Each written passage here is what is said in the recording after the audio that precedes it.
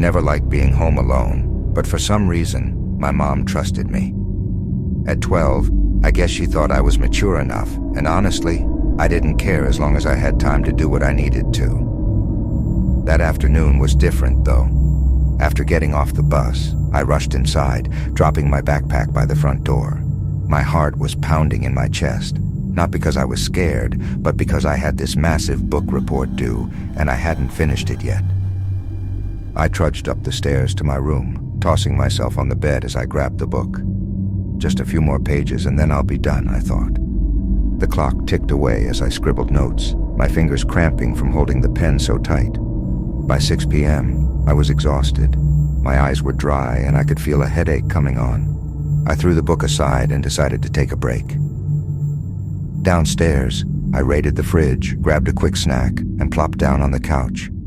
It felt good to just relax for a bit, to forget about the report, even though I knew I had to finish it soon. I turned on the TV, mindlessly flipping through channels when my dog, Max, started acting up. He was barking, whining, and scratching at the door, making it impossible to focus. All right, I'm coming," I grumbled as I grabbed his leash. It was dark out, and I hated the dark, but Max needed to go, so I let him through the front door. The air was cool, the kind that stings your lungs a bit when you breathe in deep. Max darted into the yard, sniffing around before finally doing his business, and I just sat on the porch, glancing nervously at the shadows in the yard. After what felt like forever, I took Max back inside. I sank back into the couch, feeling like I deserved a reward for getting through the day.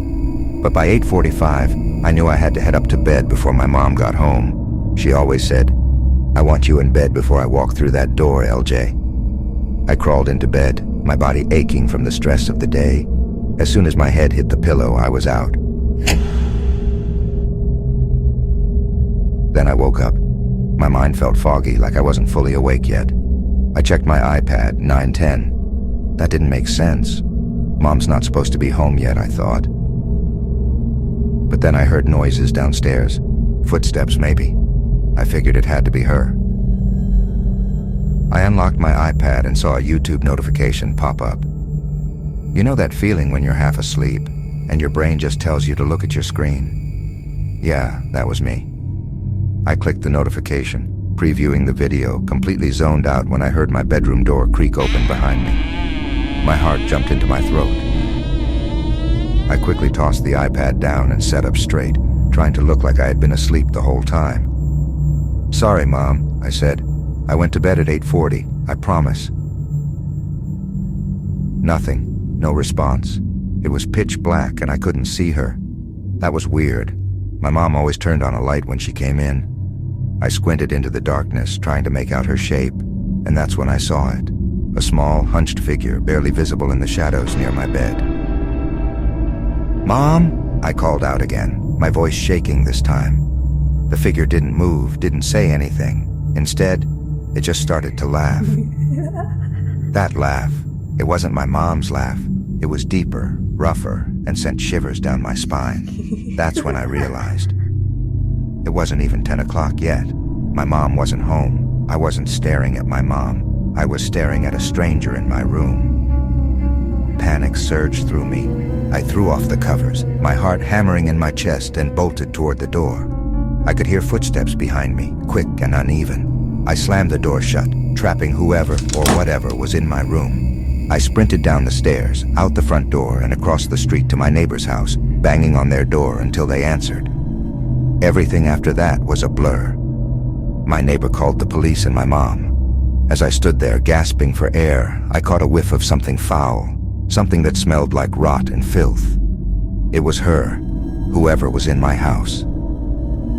The police arrived in minutes, and my mom pulled up right after them. She rushed over to me, hugging me tight, asking over and over, "What happened? Are you okay?" I couldn't even speak. I just pointed to the house, shaking. My mom guided me back to the porch as the police searched inside. Moments later, 2 officers came out, dragging a figure with them. It was the same person from my room. When they stepped into the porch light, I felt my stomach churn. The figure was a woman, probably in her 70s.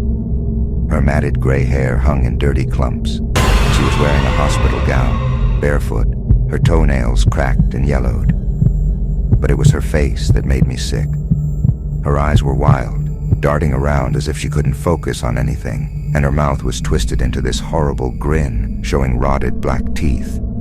Her skin looked wrong, like it had been pulled too tight across her face, and there were deep scars along her cheeks. One of the officers muttered, "Holy shit." They asked me how she could have gotten in. At first I had no idea, but then it hit me. When I took Max out earlier, I never locked the door when we came back inside. I told them, and my mom looked at me, her face pale. God damn it, LJ. I couldn't even say sorry. I was too shaken, still replaying in my head how close I'd been to her, how she'd been standing just feet away from me while I thought it was my mom. The rest of the night was quiet. The cops said the house was clear, but I didn't feel safe. My mom and I slept in the same bed that night, and I couldn't stop shaking, couldn't stop thinking about that laugh, that face. A few days later, the police came back to talk to my mom about the woman. I didn't really pay attention to what they were saying. I was too focused on trying to forget that night. But I do remember one thing they said. She shouldn't have been out. That's what stuck with me. I only hope and pray she wasn't from some mental hospital or something. But honestly, that's probably a good guess.